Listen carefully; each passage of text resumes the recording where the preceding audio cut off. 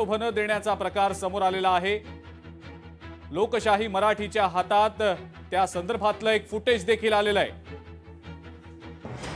मतदारांना आमिष म्हणून, प्रलोभन म्हणून कुकर दिल्याचं सीसीटीव्ही फुटेजमध्ये स्पष्टपणे पाहायला मिळतंय। आदर्श आचारसंहितेचा उमेदवाराकडून भंग झाल्याचा हा प्रकार आहे का? लोकशाही मराठी निवडणूक आयोगाला याच संदर्भात हा थेट सवाल विचारताना दिसतंय। निवडणूक आयोगाची भरारी पथकं नेमलेली असतात। ही भरारी पथकं नेमकं काय करतायत, कशावर नजर ठेवतायत? मतदारसंघांमध्ये, वॉर्ड्समध्ये जाऊन भरारी पथकं चौकशी करतायत का, तपासणी करतायत का, त्यांचं नेमकं काम जे नेमून दिलेलं आहे ते करतायत का?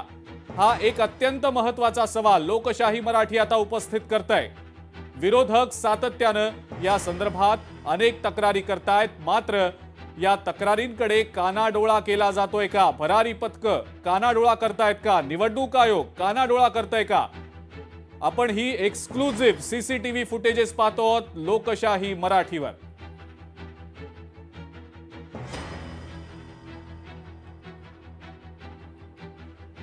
आणि याच संदर्भात आपण अधिक माहिती जाणून घेणार आहोत। भाग्यश्री प्रधान आचार्य आपल्या प्रतिनिधी आपल्या सोबत आहेत सध्या। भाग्यश्री, हा एक्सक्लुझिव्ह फुटेज सीसीटीव्हीचं लोकशाही मराठी प्रेक्षकांना दाखवतंय। आदर्श आचारसंहितेच्या कशा चिंधड्या उडलेल्या आहेत, धिंडवडे निघतायत हे या फुटेजवरनं स्पष्टपणे दिसतंय। निवडणूक आयोगाची भरारी पथकं नेमकं करतायत काय, असा सवाल आहे भाग्यश्री।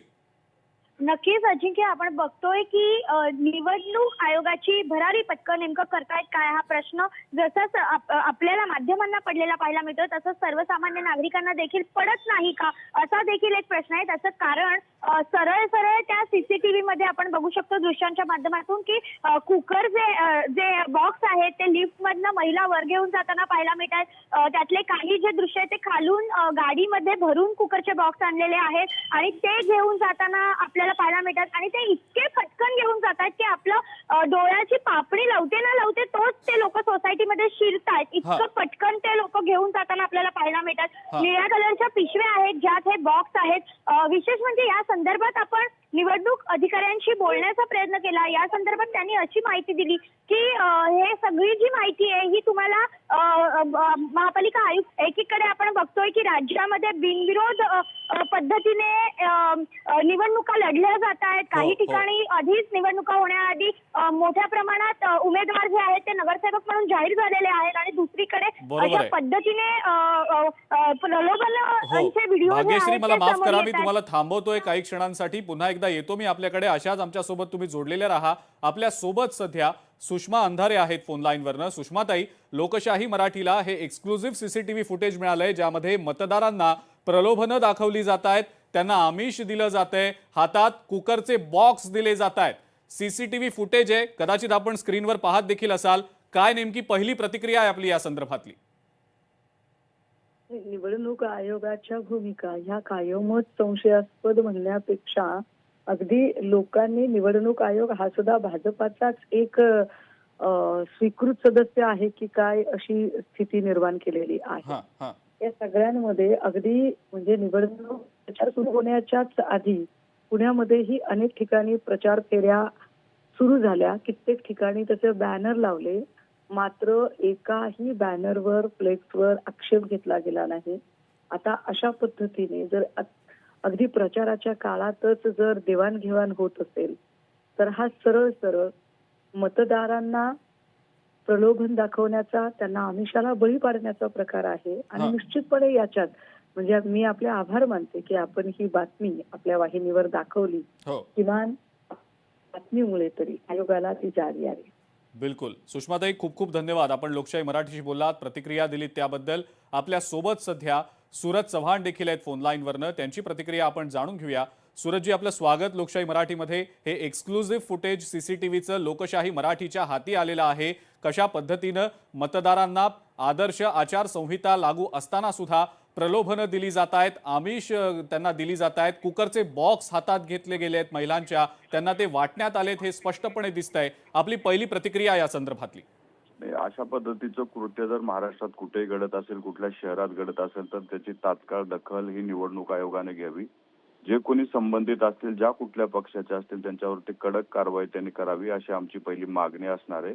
आणि मला वाटतंय की जनतेने एक लक्षात ठेवलं पाहिजे, जी लोक विकासावरती मतं मागतायत किंवा विकासाच्या गोष्टी करतायत त्यांच्या बाजूने उभं राहिलं पाहिजे. अशा निवडणुकीच्या काळामध्ये येऊन अशा पद्धतीचे प्रलोभन दाखवून जर कोणी मतं मिळवण्याचा प्रयत्न करत असेल तर जनतेने त्याला धडा शिकवला पाहिजे.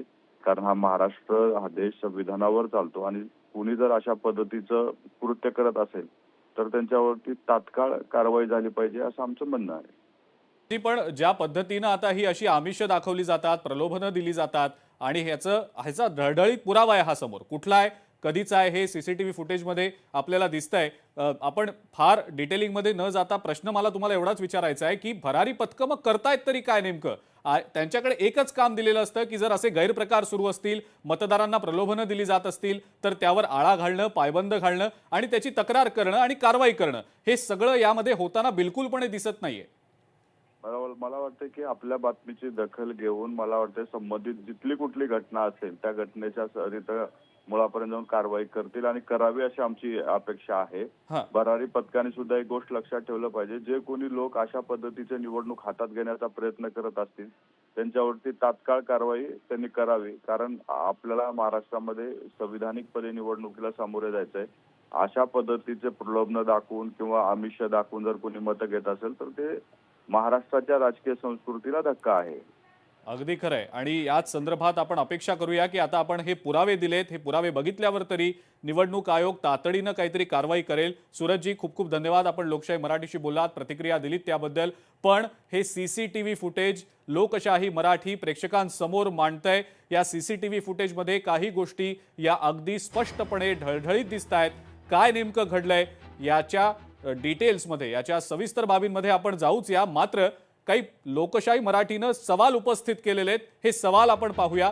निवडणूक आयोगाची भरारी पथकं नक्की कशावर लक्ष ठेवतायत? म्हणजे त्यांच्याकडे एक काम दिलेलं आहे, हे असे सगळे गैरप्रकार निवडणूक काळात आदर्श आचारसंहिता असताना होऊ नयेत, ते टाळले जावेत, त्यावर पायबंद घातला जावा आणि जर असे प्रकार होत असतील तर त्यावर पायबंद घालून कारवाई करावी. मग ही भरारी पथकं नेमकं काय करतायत? मतदारसंघात ही भरारी पथकं खरंच तैनात आहेत का? जर ही भरारी पथकं तैनात असतील तर ती त्यांची कामं व्यवस्थितपणे करतायत का? आणि सातत्यानं काही ठिकाणी अशा प्रकारचे आरोप देखील झालेले होते की काही उमेदवारांकडनं प्रलोभनं दिली गेली, त्यांना आमिष दिलं गेलं. पण मग या तक्रारींवर भरारी पथकांकडनं कानाडोळा केला जातोय का? सपशेल दुर्लक्ष होतंय का? अविनाश जाधव सध्या बोलतायत, आपण थेट तिकडे जाऊया. नक्की परिणाम दिसून येईल. लोक जिवंत असतील तर परिणाम दिसून येईल, पण असं वाटत नाही. असलं भरारी पथक वगैरे मी पुन्हा सांगतो, जे भरारी पथकातले अधिकारी काम करतात ना ते कोण आहेत एकदा चेक करावं. कुठल्या तरी जिल्हाधिकारी कार्यालयात किंवा महापालिकेत काम करणारी लोक आहेत जी 5-5 वर्ष त्या नगरसेवकाच्या दबावाखाली काम करत असतात. त्यांचंच हे भरारी पथक आहे. काय नवीन दिल्लीवरनं कुठलं पथक नाही आलेलं आहे. म्हणजे ठाण्यातले आरोप कोण आहेत? तर झोपडपट्टी पुनर्वसन विभागामधल्या उपजिल्हाधिकारी आहेत. आता तुम्ही एवढ्या महत्त्वाच्या खात्यात काम करणारी महिला कशी काय यांच्या विरोधात जाणार आहे? हो, नाही जाऊ शकणार. मागच्या अनेक दिवसांपासून राजकारण्यांच्या तोंडात लोकशाही, संविधान, हे शब्द आता भारतामध्ये नाही राहिले आहेत. लोकशाही, संविधान वगैरे हे सगळं संपलेलं आहे. आता पुढच्या काही दिवसांनी राजेशाही येईल असं चिन्ह दिसायला लागलेलं आहे. राजेशाही कुठल्या पक्षाची असेल? आता हे बघा, भारतीय जनता पक्षाने ज्या पद्धतीने ही निवडणूक वळवलेली आहे ना, म्हणजे काल तर कॉम्पिटिशन लागली होती. श्रीकांत शिंदेमध्ये आणि रवींद्र चव्हाणांमध्ये कॉम्पिटिशन लागली होती की कोण जास्त बिनविरोध खेचतोय. आणि त्याच्यानंतर मग पैशाच्या ऑफर चालू झाल्या नगरसेवकांना. म्हणजे मी तुम्हाला सांगतो, मी राजूदादा आम्ही दोघं जण त्याच्या कार्यालयात होतो. एका आमच्या उमेदवाराचा फोन आला आणि तो फोन ऑन होता, स्पीकरवर होता. तर तो उमेदवार तिकडनं सांगत होता की दादा 5 कोटी रुपये देतात, काय करू? आता ज्या माणसाला 5 करोड रुपये मिळणार असेल तो कशाला निवडणूक लढेल? म्हणजे हे मी माझ्या कानाने ऐकलंय. अशाने तुमच्या उमेदवारांचा आत्मविश्वास देखील कमी होतो. हे बघा, आत्मविश्वास आम्ही लोक आहोत त्यांच्या पाठीशी खंबीर उभे की त्यांचा आत्मविश्वास कमी होणार देणार नाही. सन्माननीय राजसाहेबांच्या भाषणातनं अनेक गोष्टी येतीलच. विषय तो नाही आहे. विषय